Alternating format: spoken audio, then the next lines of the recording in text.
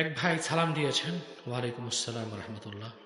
ইমামের জন্য বেতন নির্ধারণ করা হয়েছে 5,000 টাকা, কিন্তু বেতন পাঠানো হয় 7,000 টাকা। 2,000 টাকা মসজিদের ফান্ডে জমা করে এই টাকা দিয়ে কি মসজিদের উন্নয়ন করা যাবে? ইমামদের বেতন বৃদ্ধির জন্য যদি একটু নসিহত করতেন উপকার হতো। খুব সুন্দর কথা বলেছেন। জনগণ যদি টাকাটা ইমামের জন্য পাঠায় 7,000, সেখান থেকে ইমামের টাকা কেটে উন্নয়ন ফান্ডে লাগানো জায়েজ হবে না, ওটা ইমামের হক হয়ে গেছে। আচ্ছা, আপনাদের লজ্জাও নেই মসজিদ কমিটির? একটা বাজারের দারোয়ানের বেতন এখন 8,000 টাকা, আপনারা কোন বিবেকে ইমাম সাহেবের বেতন দেন 6,000 টাকা? আর একটু ভিতরে হোমনা এলাকায় 2,500, 3,500 টাকা। ও তো চাউল কেনার টাকাও হয় না। আমার দৃষ্টিতে প্রত্যেক জামে মসজিদের ইমাম সাহেবের জামে মসজিদের ইমাম সাহেবের সর্বনিম্ন বেতন হতে হবে 15,000 টাকা। আমার মনে হয় গভর্নমেন্টের এই বিষয়ে প্রজ্ঞাপন জারি করা উচিত।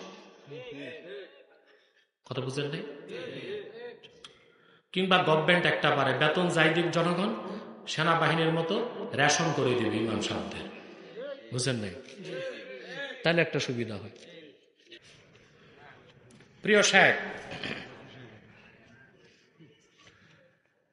ওই কিছু কিছু লোক বলে থাকে মানুষ মারা গেলে কোরআন কারীম খতম করা জায়েজ নাই। কোরআন হাদিস দিয়ে আপনি সমাধান দেন। কেন ভাই জায়েজ নাই? কেন জায়েজ যে নাই এটার দলিল কি? এটা তাদের কাছে জিজ্ঞেস করেন। আপনি একটি বিষয়কে নাজায়েজ বললে তো নাজায়েজ হবে না, শরীয়তের উসুলে নাজায়েজ বলতে হবে। এখন একজন মানুষ মারা গেছে মুসলমান, তাকে আপনি সোয়াব রেসানি করবেন, সোয়াব তার রুহে পাঠাবেন। সেজন্য আল্লাহর কোরআন খতমের চেয়ে তো কোনো সোয়াবের কাজই নেই। কোরআন শরীফ খতম করে আপনি সোয়াব রেসানি করলেন যে আল্লাহ, আমরা যে কোরআন শরীফ পড়লাম, সোয়াবটা আমার বাবাকে পাঠিয়ে দাও, মাকে পাঠিয়ে দাও। এটা ইসালে সোয়াব, এটা সম্পূর্ণ জায়েজ আছে।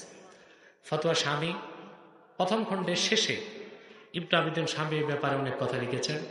যেমন আপনি জিয়ারত করতে গেলেন আপনার বাবা, আপনার মায়ের, বুঝলেন তো? ওখানে নিয়ম হচ্ছে ইয়াকরাউ আয়াতুল কুরসি ওয়া ইয়াকরাউ সূরাতুল ফাতিহা ও সূরাতুল ইখলাস 11 মাররাত।